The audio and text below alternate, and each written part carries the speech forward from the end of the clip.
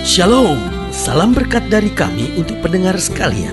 Saat ini pendengar akan diberkati dengan program Hari Ini Harinya Tuhan bagian yang ke-8.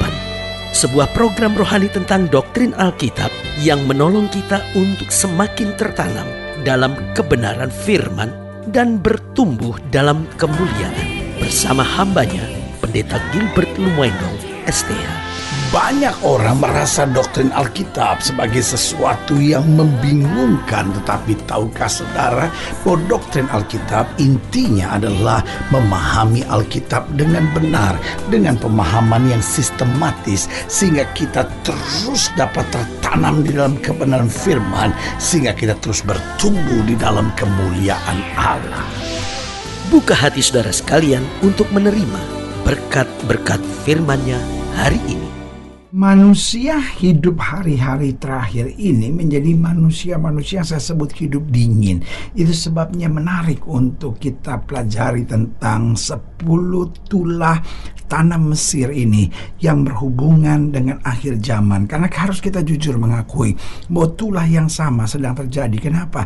Karena kita bilang tidak ada sesuatu yang baru yang ada di muka bumi. Segala sesuatu yang sudah ada berasal dari segala sesuatu yang pernah ada. Dan kita gambarkan bahwa memang benar bahwa sekarang orang percaya sedang diperhamba di dunia ini. Dan dunia ini gak bisa lama lagi. Karena jerit tangis serta seruan orang percaya sudah didengar oleh Tuhan. Ada masanya Bapa sendiri akan mengangkat kita masuk dalam kemuliaannya, di mana kita masuk ke tanah perjanjian, tetapi bukan lagi secara lahiriah, tetapi tanah perjanjian secara rohani.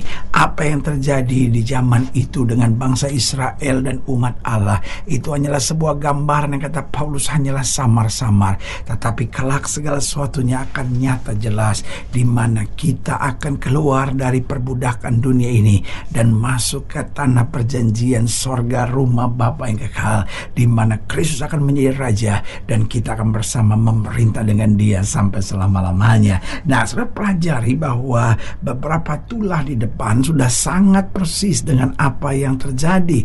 Nah, sekarang kita mau pelajari yaitu tulah ke-7, yaitu hujan es, di mana manusia hidup dingin. Apa artinya dingin di sini? Masa bodoh dengan kegerakan-kegerakan rohani yang ada. Saudara gue yang kasih dalam Tuhan, banyak orang gak tertarik dengan nubuatan-nubuatan, banyak orang gak tertarik dengan kegerakan-kegerakan rohani. Orang sekarang masuk gereja cuman katanya bisa nyembuhin, ya udah datang ya kan, katanya bisa memberkati, ayo katanya bisa membuat rumah tangga jadi bahagia, ya ayo gitu. Sehingga sebenarnya bukan yang dia cari bukan Tuhannya, tetapi cuman tangan Tuhannya, mujizat Tuhannya. Tetapi pada dasarnya manusia sedang dingin, masa bodoh dengan kegerakan-kegerakan rohani yang dia pikirkan cuma keperluan dan kepentingannya sendiri. Yang kedua, manusia masa bodoh dengan pekerjaan Tuhan.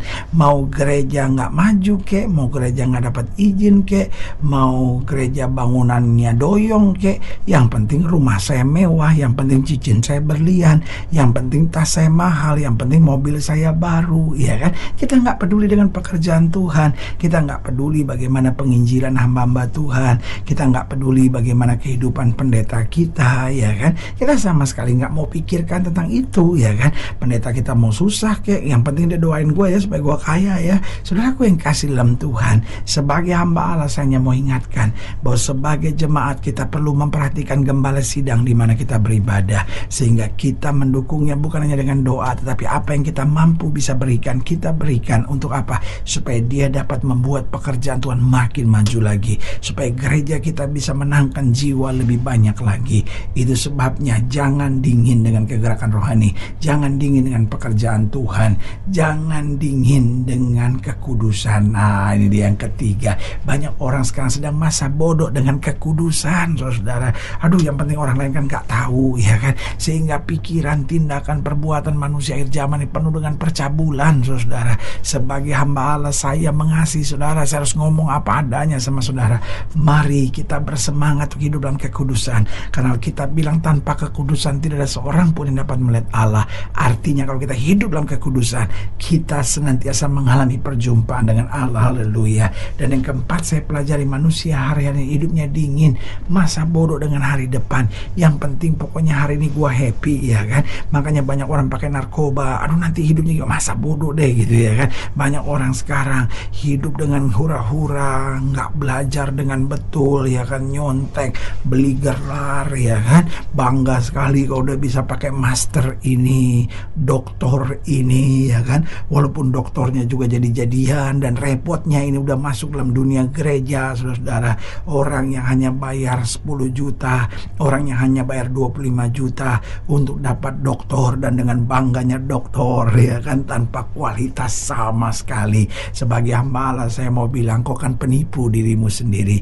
Engkau kan tahu kau tidak pernah studi untuk doktor. Sudahlah, jangan berputar-putar sama dirimu sendiri. Engkau hanya seorang penipu yang memanfaatkan jemaat dengan namamu sendiri. Sebagai hamba Allah, saya cuma mau bilang, bertobat, saudara-saudara, karena kita tidak layak memakai gelar itu.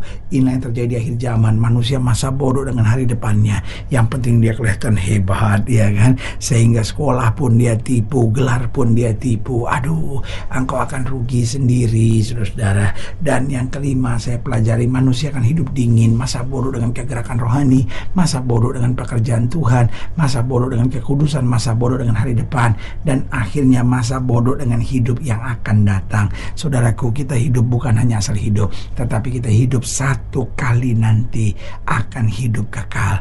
Yang sekarang ini hanya sementara, but the real life, hidup yang benar dan sebenar-benarnya, justru itu yang akan datang nanti. Mari kita menjadi orang yang bersemangat untuk kegerakan rohani, untuk pekerjaan Tuhan, untuk kekudusan, untuk hari depan kita dan hidup yang akan datang. Haleluya. Selamat datang dalam program kita hari ini, Harinya Tuhan, sebuah program rohani yang kembali mengingatkan kepada kita betapa pentingnya kita menjadikan firman Tuhan sebagai dasar keseharian hidup kita. Karena selama kita jadikan firman Tuhan sebagai dasar keseharian hidup kita, langkah-langkah ke depan kita penuh dengan kepastian, kemenangan, berkat, mujizat, dan perkara-perkara besar. Haleluya.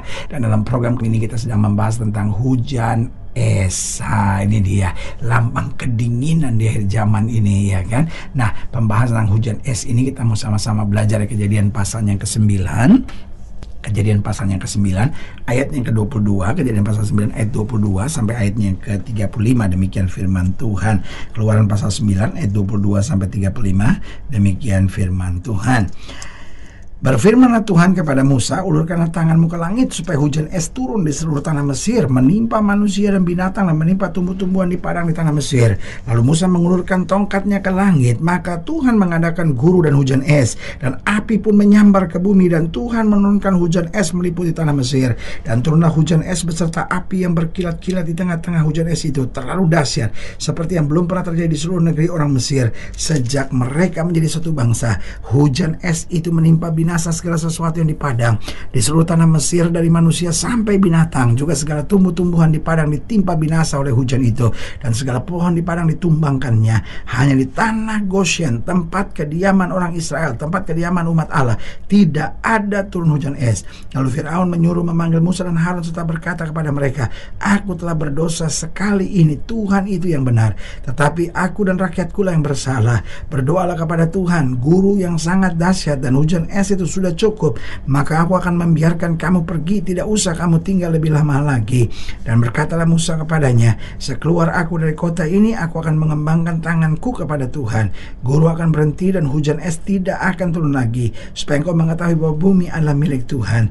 Tetapi tentang engkau dan para pegawaimu, aku tahu bahwa kamu belum takut kepada Tuhan Allah. Tanaman rami dan jelai telah tertimpa binasa, sebab jelai itu sedang berbulir dan rami itu sedang berbunga. Tetapi gandum dan sekoi tidak tertimpa binasa, sebab belum lagi musimnya. Lalu keluarlah Musa dari kota itu, meninggalkan Firaun, dikembangkannya tangannya kepada Tuhan. Maka berhentilah guru dan hujan es, dan hujan tidak tercurah lagi ke bumi. Tetapi ketika Firaun melihat bahwa hujan es dan guru telah berhenti, maka teruslah ia berbuat dosa. Ia tetap berkeras hati, baik ia maupun para pegawainya. Berkeras hati Firaun sehingga ia tidak membiarkan orang Israel pergi, seperti yang telah difirmankan Tuhan dengan perantara perkataan Musa. Nah, saudaraku yang kasih dalam Tuhan, dapat kita lihat dengan jelas di sini bahwa tulah ke-7 adalah hujan es, dan ini masih kita lihat hubungannya dengan akhir zaman ini, bahwa kedinginan sedang melanda di mana-mana. Ya kan, kegerakan rohani, pekerjaan Tuhan, kekudusan hari depan, bahkan hidup yang akan datang. Nah, itu sebabnya di akhir zaman Roh Kudus digambarkan sebagai api. Nah, kenapa Roh Kudus digambarkan sebagai api? Api itu membersihkan. Jadi barang-barang logam yang tidak bisa bersih, maka dia harus dilewati di api. Untuk apa? Untuk menjadi bersih. Bahkan kita lihat logam mulia, emas itu, untuk memurnikan emas itu, dia harus lewat api, saudara-saudara. Jadi yang pertama, api memurnikan, api membersihkan segala yang udah kerak-kerak dosa dalam hidup kita. Waktu api Roh Kudus masuk dalam hidup kita, dia bersihkan sehingga pikiran, hati, jiwa kita sepenuhnya tertuju kepada Tuhan saja. Yang kedua, api menghancurkan. Kalau kebakaran terjadi, rumah-rumah hancur sama sekali. Saudaraku yang kasih dalam Tuhan, dosa-dosa, pikiran-pikiran kotor, pikiran-pikiran cabul, bahkan segala keputusan, kekecewaan dihancurkan melalui kuasa Roh Kudus. Makanya kita bilang kalau Roh Kudus turun, kamu akan menerima kuasa, karena segala yang jelek-jelek, segala yang rusak-rusak dihancurkan oleh kuasa Roh Kudus itu. Jadi api memurnikan, membersihkan, api itu menghancurkan, bahkan kemudian api menjadikan matang, saudara. Jadi nasi itu belum matang, ya kan, tetapi ketika masuk di api, direbus, matang. Daging itu mentah, tetapi ketika dibakar di api, dipanggang di api, menjadi matang. Saudaraku yang kasih dalam Tuhan, hidup kita seringkali masih mentah, saudara, nggak bisa dipakai, nggak bisa dipergunakan. Itu sebabnya Roh Kudus turun, hidup kita dapat dipakai karena hidup kita matang dan dewasa. Haleluya. Dan yang keempat, fungsi api untuk dapat membuat mudah diatur. Besi yang keras dilewati di api, merah menyala, dan ketika panas gampang untuk diatur. Begitupun hidup Kristen kita, kadang-kala begitu keras seperti baja, lewat api dibentuk Tuhan, dijadikannya indah bagi kemuliaan namanya. Haleluya. Saudara yang kekasih dalam Tuhan, jika saudara yang dilayani lebih jauh, hubungi kami melalui telepon, hubungi kami melalui surat, kunjungi website kami, karena kami ada untuk membawa Bapak Ibu saudara senantiasa lebih dekat pada Tuhan dan mengalami kasih kuasa mujizat yang luar biasa. Haleluya. Secara khusus melalui program ini juga saya mau berdoa buat siap saudara yang sakit, siap saudara yang berbeban berat, karena saya percaya bahwa bagi Allah tidak ada perkara yang mustahil. Nah, saudara yang didoakan secara khusus, boleh taruh tangan kanan saudara di dada dan kita akan berdoa. Mari kita berdoa. Bapa, dalam nama Yesus, hamba doa buat yang sakit, hamba doa buat yang berbeban berat, hamba doa untuk setiap mereka yang sedang menghadapi masa-masa yang sukar, karena hamba percaya bahwa bagi Allah tidak ada perkara yang mustahil.